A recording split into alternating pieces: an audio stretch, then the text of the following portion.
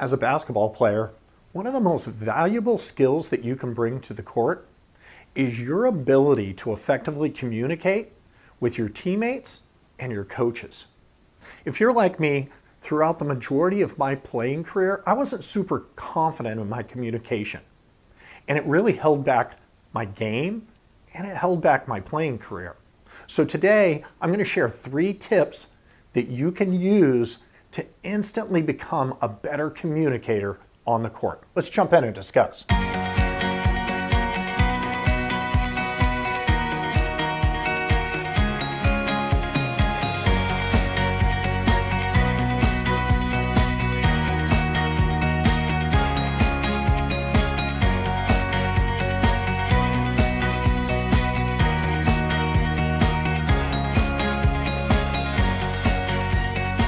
Welcome back to Hard Smart Together. I'm Coach Dave. I'm here every week to help basketball players become the smart, confident players that coaches love. So being an effective on-court communicator is what we're talking about today. And it's really one of the most valuable skills that you can bring your team, that you can have as a player. And it can help you stand out to coaches and stand out as a player on the court. It's really an underrated skill that a lot of players just don't spend enough time at. So let me ask you, have you ever just really not known what to say on the court? So instead, you're just kind of quiet and you don't say anything at all. Or have you ever just not known, you just can't quite get your teammates' attention when you're on the court, or your coach's attention when you're on the court, right? Sometimes even your coach's attention off the court, right? So being an effective communicator can help you there. Have you ever just been unsure of your communication skills?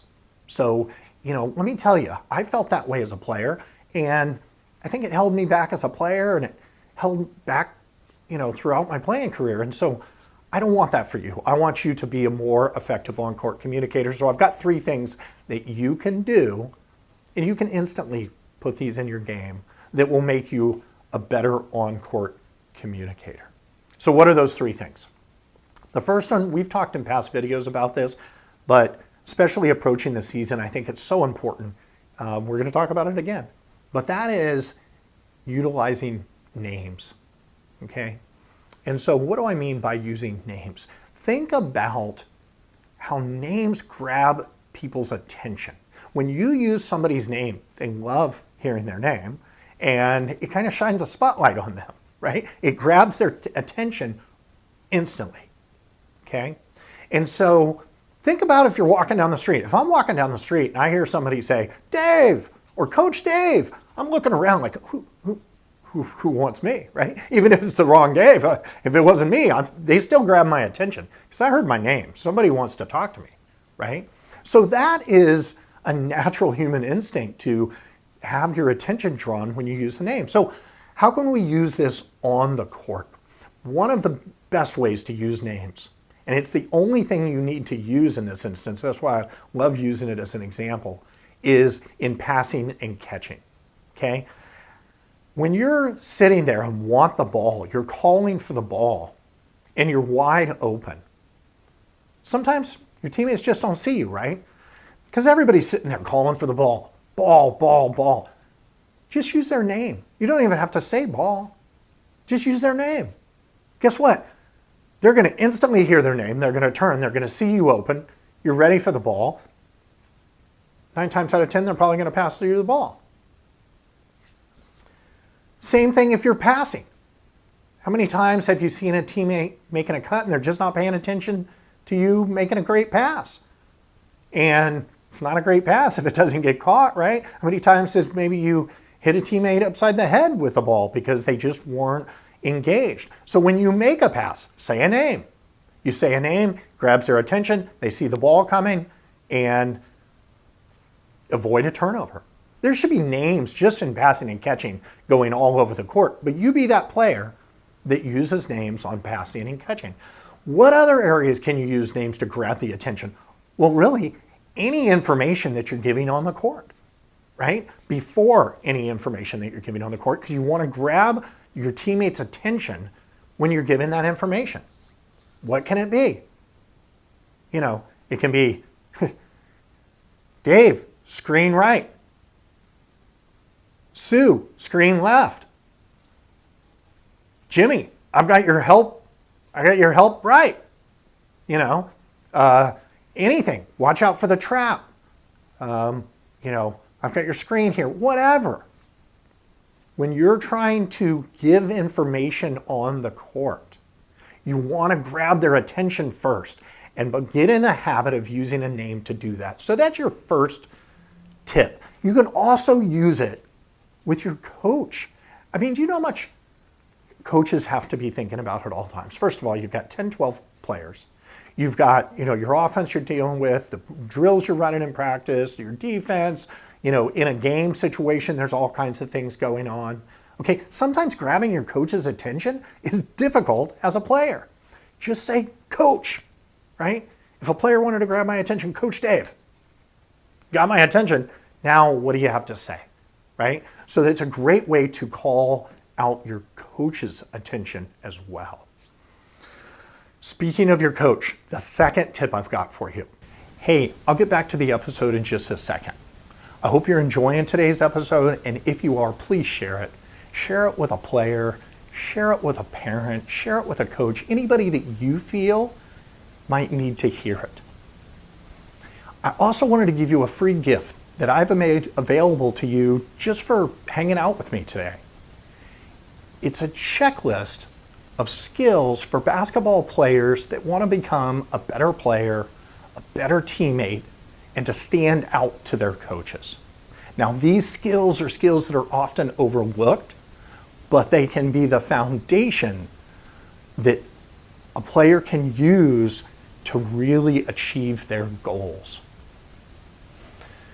You can download it at hardsmarttogether.com/intangibles. I'll put a link below in the description as well, but it's hardsmarttogether.com/intangibles. Now let's jump back to today's episode.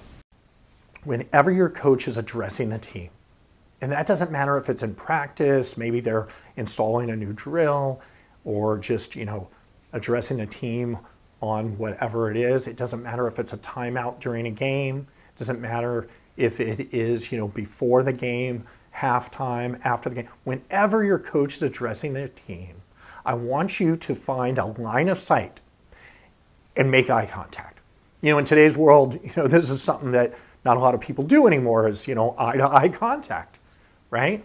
You're always kind of looking down. You're in the habit because you're looking at your phone most of the time. You're looking down, you're looking at the scoreboard, you're distracted, whatever. What does it do when you make eye contact with your coach? Well, one, remember, listening is a big part of communication. And this tells your coach you're listening. Sometimes on some teams, you might be the only one making eye contact. Your coach will really appreciate that. That'll make you stand out. Hopefully your whole team is doing this. But it doesn't matter if you're in the game, a starter, or a bench player, or only get in the game at the end, during a blowout. It doesn't matter. If you're one of those players that has eye contact with your coach whenever they're addressing you, they'll appreciate it. It will make you stand out as somebody that they want on their team. It'll acknowledge the fact that you're listening. The third tip I've got for you is sometimes you just don't know what to say. There's plenty to say no matter what your role is on the team. And you can do that in the form of reminders. Reminders for your teammates. So let's just think, to remind somebody of something, it's only effective if you do it before the thing happens, right? So there's all these times that you can give reminders, and there's all these reminders that you can give. What are some of the times that you can give reminders? Well, during timeouts, not speaking over your coach while they're addressing the team, but there are instances where you can interact with your teammates during a timeout, okay? During free throws, before the free throw happens, right? Whether you're on offense or defense, there's plenty of things that you can share with teammates as reminders before a free throw is shot, during that break, of the game, okay? From the bench. You're a role player, you're a bench player. Great way to contribute to your team is by giving reminders to the players that are in the game. So what are some of those reminders? We talked about free throws. How about make sure and box out? Who's got shooter, right? I've got shooter, whatever. The fact of the matter is that before the mistake happens where somebody doesn't box out the shooter, that communication doesn't happen. Before that, you want to give that reminder. Hey, after the free throws or whatever, they're trapping in the corners. They're pressing. Watch out for the trap. Don't go to the corner. Okay? Watch out for the back screens. I mean, there's a million things that you can remind people before it happens. Remind your players. You can be a valuable asset from the bench during timeouts. You do not have to be in. No, I want you to be in the game. But the coach is going to see that you are a valuable contributor to your team, that you're engaged in the game, that you're giving reminders, that you're helping avoid turnovers, helping avoid missed rebounds, helping your teammates as they play through the game, whether you're in the game or out of the game. So reminders are another great habit to get into. And I say habit, all three of these things, using names, making eye contact with your coach, and using reminders with your teammates are habits. And remember, habits don't happen overnight. Habits get learned. So now you know these are some things that you should make habits that are going to make you a more effective on-court communicator. Okay? You've learned that. But now you need to practice it. You got to go out and implement it. You got to use it in practice. You got to use it in games. Okay? You got to get it into a habit. And eventually, after enough time of practice in it, it will become a habit.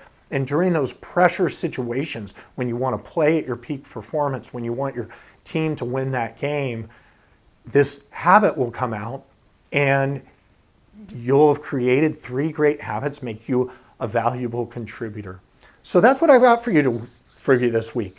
3 things you can do, 3 habits you can develop, make you an effective on-court communicator, and I think it's going to really make you a better player, a better teammate, and really affect your basketball career.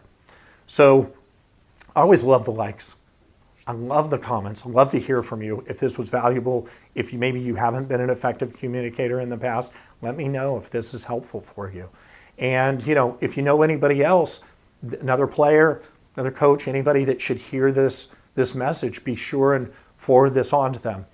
And until next week, remember to play hard, play smart, and play together. See you next week.